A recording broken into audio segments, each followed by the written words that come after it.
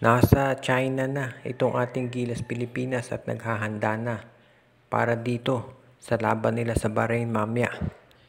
Pero itong China mukhang hindi pa tapos yung ginagawang pagpananakot at paghaharas dito sa ating national team, partikular na itong Hagok. Dahil hanggang sa ngayon ay hindi pa binibigyan ng official clearance yung mga pumalit na players. Of course, siguro nabalitaan nyo na ito si Calvin Abueva, Terence Romeo, Motau Tua, Jason Perkins ay hindi pinayagan ng Hagok dahil hindi sila kasama doon sa 60 players na sinubmit ni Coach Chot Reyes. Samantalang ito si RR Pugoy naman na merong medical condition kaya hindi nakapaglaro. Yung pumalit sa kanila ito si Lassiter, si Tolentino, si Kevin Alas, Chris Rosa, CJ Perez. Ang problema itong Hagok hanggang ngayon hindi binibigyan ng clearance itong 5 kapalit na kinuha ni Coach Tim Cone. Kahit kasama na sila doon sa 60 player pool na nasubmit originally. Maraming nagsasabi na ito'y ginagawa ng China parang delaying tactic at para na rin syempre magambala itong ating Asian Games national team.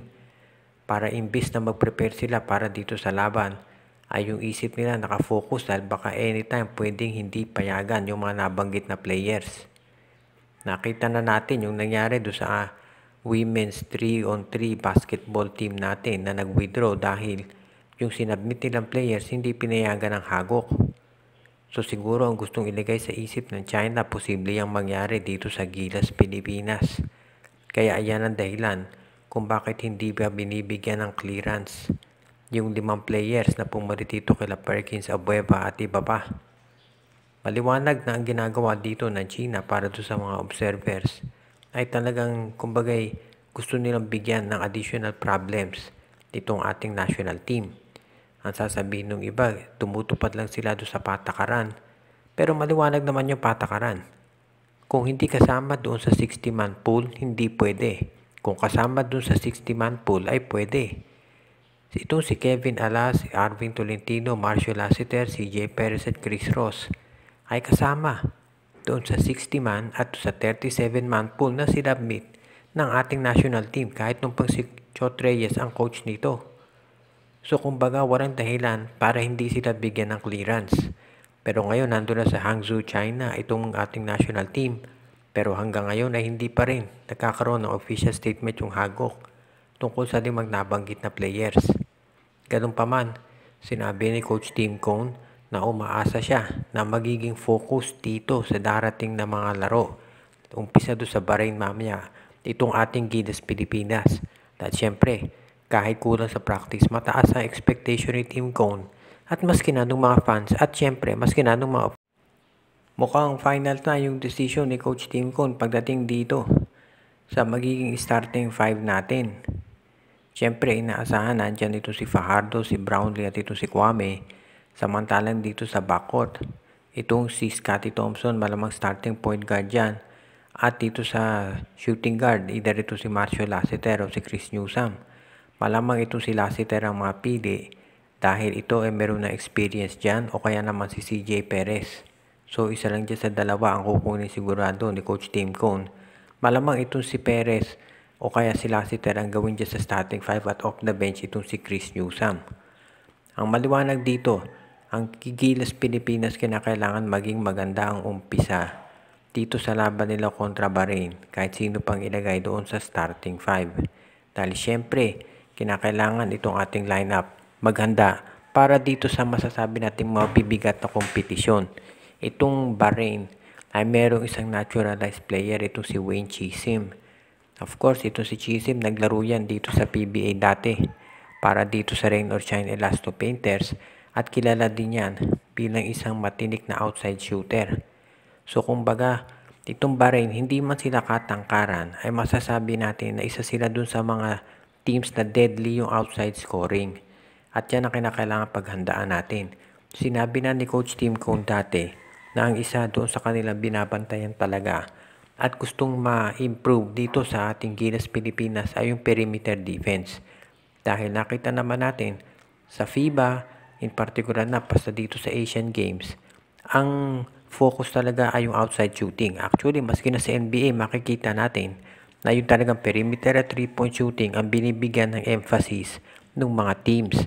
So yan ngayon ang gustong bantayan ni Coach Tim Cone at ng Gilas Pilipinas. Kapag ito ay nabantayan natin, magiging mas maganda ang sitwasyon at tsansa nating manalo kontra Bahrain dahil hindi naman sila katangkaran.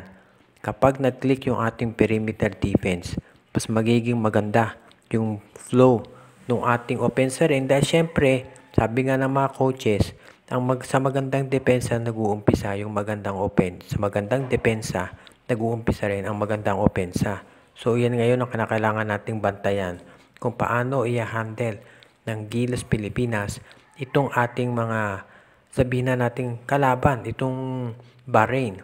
Ang magiging susi dito ay yung mga perimeter defenders natin. Kinakailangan mabilis sila sa pag-rotate at kinakailangan din syempre yung mga bench players natin ay mag-contribute. Hindi lang yung starting 5 dahil kumbaga hindi tayo po pwedeng aasa lamang sa iisa o dadalawang players para dito sa Asian Games dahil mabibigat ang kalaban. Ang isa doon sa mga batikos dito sa ating national team ay kulang sa long-term planning. Pero ngayong nandito na ito si Alfrancis Chua, marami ang umaasa na magkakaroon na ng long-term plans ang ating Gilas Pilipinas. Nakita naman natin kung paano patakbuhin ni Alfrancis Chua itong San Miguel, Ginebra at Magnolia sa PBA. Marami ang hindi gusto yung ginagamit niyang methods, kumbaga. Pero walang duda na nagiging successful ito dahil nagkakaroon ng maraming kampyonato at dominado ng SMC ang PBA. Maski na yung mga universities at eskwela na tinutulungan ng SMC. Of course, maski na sa volleyball, basta binakapan ng SMC, ay nagiging maganda resulta at nagiging successful yung koponan. Kaya ngayon marami ang naniniwala na kung ito si Alfrancis Chua bilang team manager ng Gilas Pilipinas ay gawing permanent ito sa kanyang posisyon. Baka ganyan din ang magawa niya para dito sa Gilas Pilipinas. Siyempre kinakailangan ng kooperasyon ng PBA at ng SBP. Pero kung makukuha niya yan, magkakaroon sigurado ng mas magandang oportunidad ang Gilas para magkaroon ng long-term planning. Dahil siyempre, alam naman natin yan talaga ang susi para ang Gilas Pilipinas ay magkaroon ng tinatawag na sustainability.